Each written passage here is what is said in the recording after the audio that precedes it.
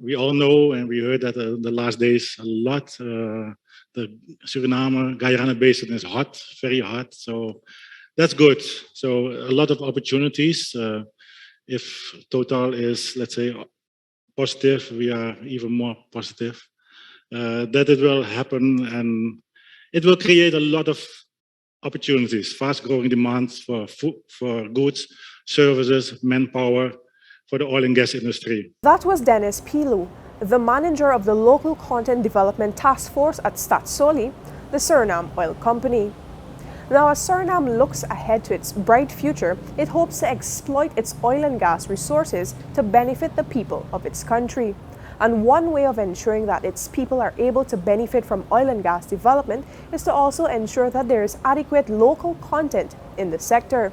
And local content has been the subject of robust discussions at the ongoing Surinamese Oil and Gas Summit that is taking place in Paramaribo, the capital city of Suriname. And at this summit, as these robust discussions on local content unfold, Surinamese are looking to Guyana, which at the end of 2021 enacted its own local content law that strikes a delicate balance between local and foreign companies operating in the oil and gas sector and promotes partnerships among those companies.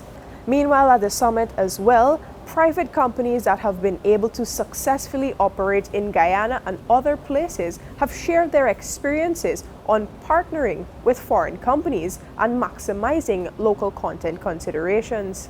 We started in 2011, and Guyana had a discovery in 2015. So there was a period where, because our service model caters for the oil and gas industry, there was a period where nothing was going on there. So it was a very, I would say, very strenuous time for us. But what happened when Exxon found oil in 2015, the existing shareholders at the time, we made a decision because the oil and gas industry is in fact a very capital and cash intensive industry. So we made a decision that we would bring in a foreign investor, and we sold 45% of our shares to a Canadian group. So that group kind of functions as our, they raise our capital and our cash and that kind of thing. So, I mean, at the time, the banks, I would say, weren't that,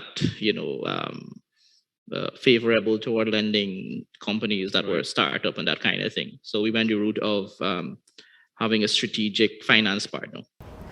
Suriname is hoping that sometime in 2022, it will be able to present a draft local content policy that outlines local content provisions for operating in the sector.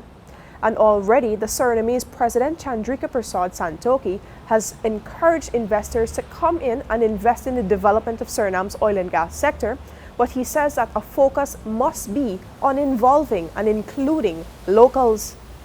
Reporting for the newsroom from Paramaribo in Suriname, I am Vishani Ragobeer.